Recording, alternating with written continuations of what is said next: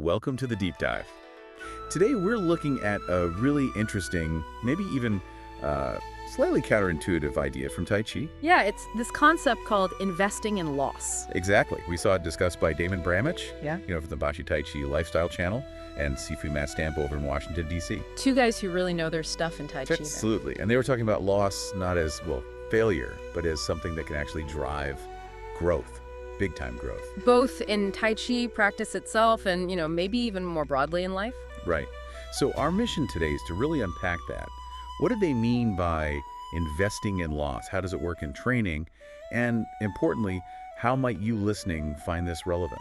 Well, it's interesting how Sifu Matt Stampe first came across it. He mentioned it was through the T.T. Liang and Manqing style lineage. Okay. And a huge thing in that style is relaxation, like constantly relax, relax, relax, or song. Right. That's central to a lot of Tai Chi. It is. So in that context, when you do push hands, that partner work, exploring sensitivity and stuff.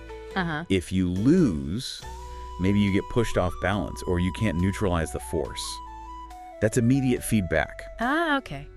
It shows you something. Exactly. It shines a light, right where you're holding tension, where you weren't really soft or song like you thought you were. So the loss isn't bad? Not necessarily. It's valuable data. Sifu Matt put it nicely. It sends you back to the lab. Back to the lab. I like that. To figure things out. Yeah, to analyze what went wrong, what you need to refine in your practice. Okay, let's dig into that back to the lab idea, because Damon Bramich seemed to take it a step further. He talked about loss as an actual asset. An asset, right, something you can capitalize on. Yeah, and not just in Tai Chi. He suggested thinking about life challenges that way. A project bombs at work or something personal hits a wall. Instead of just feeling bad about it. Right. This investing in loss idea encourages you to actively look for the opportunity within that setback. How can this lead to positive change? It's about reframing it. It is, and that brings up a crucial point they both agreed on.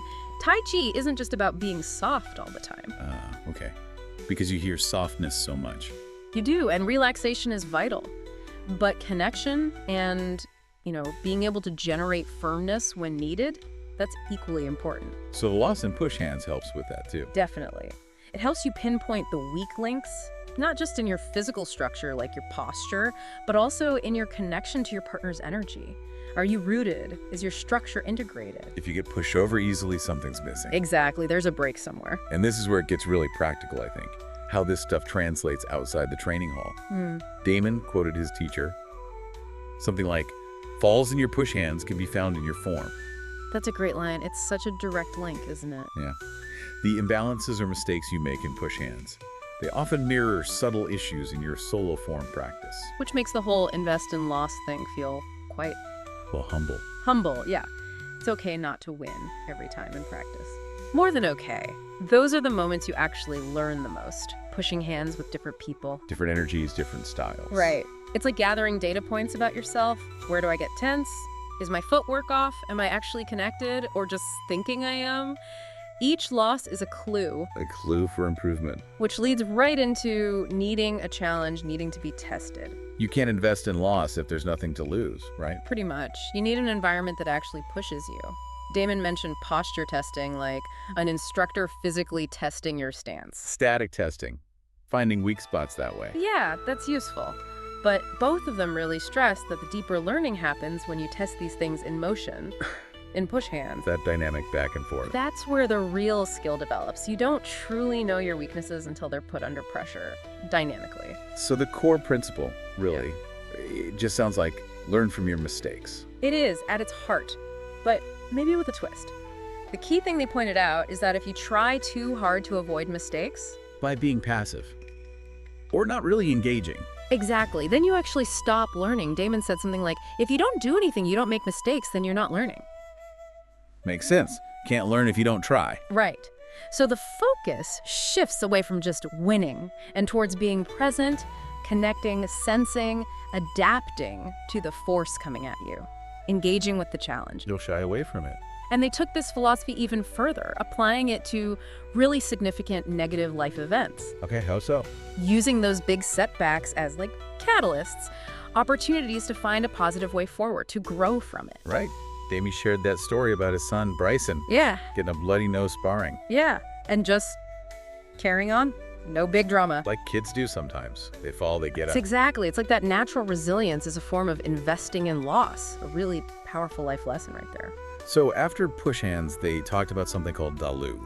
Great pulling down. Yeah, Dalu. Sifumat described it as a bridge, a really important one. A bridge between... Between the more structured push hands and completely free sparring or free push hands. And he said Dalu can actually be more challenging. More than push hands. Why?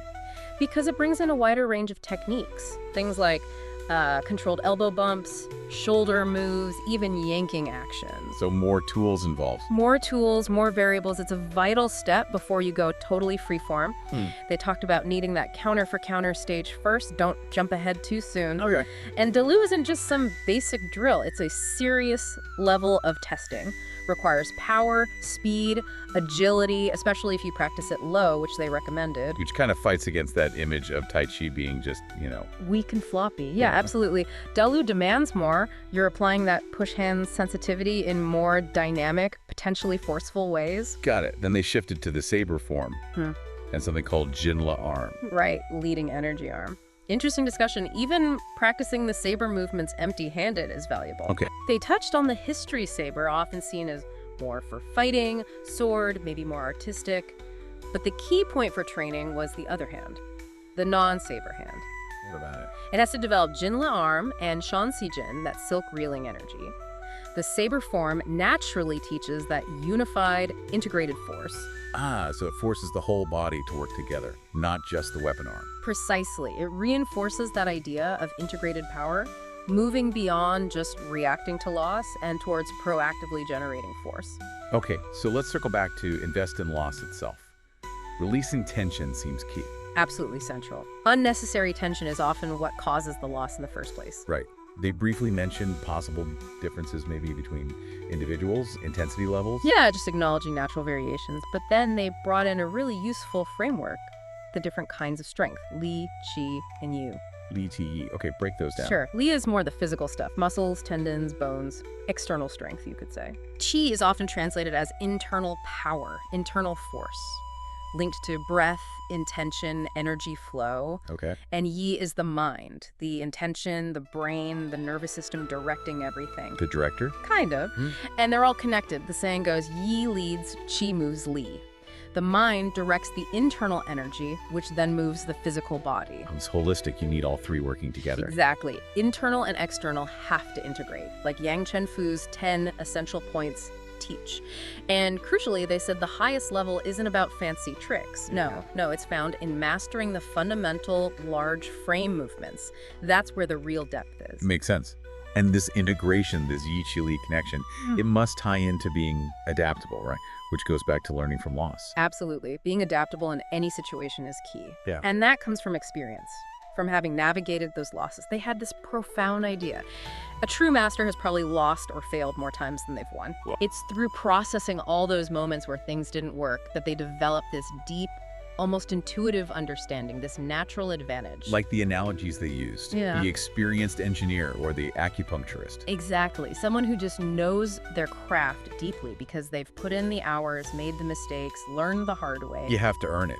It's not just given to you. You really do. It's about the work, the willingness to learn from every stumble. And they came back to Dalu training again, didn't they? Emphasizing the details. They did. How vital it is to have a good partner. The specific things you learn from Dalu about waist movement, shoulder-elbow connection, the rollback, invaluable stuff. And that point about not committing your weight too early. Crucial. Wait until you feel the force before you commit.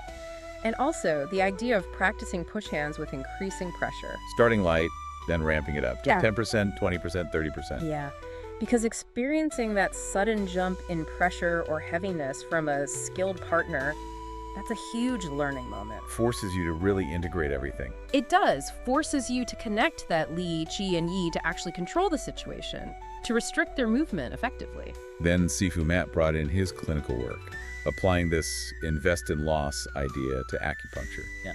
That was fascinating. Yeah, guiding patients to find and release their own tension, to improve blood flow, qi flow. And he mentioned preparing new patients, Yeah. that they might feel worse initially. Right, that one step back, two steps forward idea. As things start to shift, as stagnation moves, the nervous system adjusts. It might feel a bit off before it feels better. So, managing expectations is not always an instant miracle cure. Exactly. He stressed the importance of a treatment plan, acknowledging that while sometimes you get those amazing miracle results, usually it's a process. Investing in some initial discomfort potentially for a longer-term gain in health. It's the same principle, just in a different context. Totally.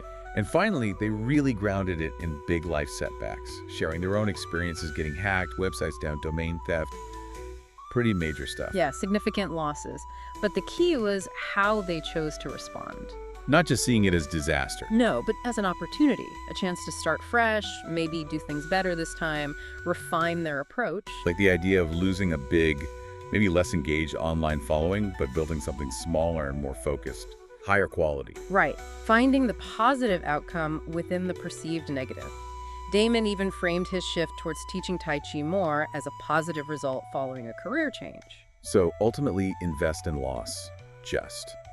It really boils down to learning from mistakes, doesn't it? Oh, yeah. And using that learning to move forward. That's the essence of it. Whether it's on the mat or navigating life's bumps, learning from setbacks, embracing challenge, integrating all parts of yourself, softness, firmness, internal, external. It's a framework, rooted in Tai Chi, but really applicable much more broadly. Incredibly practical, actually, for dealing with the tough stuff life throws at you. Oh, okay, so to wrap this up, we've explored how these setbacks, these losses, can be incredibly valuable. Their feedback. Catalysts for learning, for growth, for developing real skill and resilience. It highlights the need for challenge, for integrating different qualities, and applying these lessons beyond just the physical practice. Definitely. So here's a final thought for you listening. Take a moment to think about a recent loss in your own experience. Could be anything, big or small. How could you reframe that? Could you look at it through this investing in loss lens? What opportunity for learning or growth might be hidden in there? What weak link might it be showing you? And how could you use that insight, that data point, to move forward differently? Something to think about. Definitely. Thanks for taking this deep dive with us.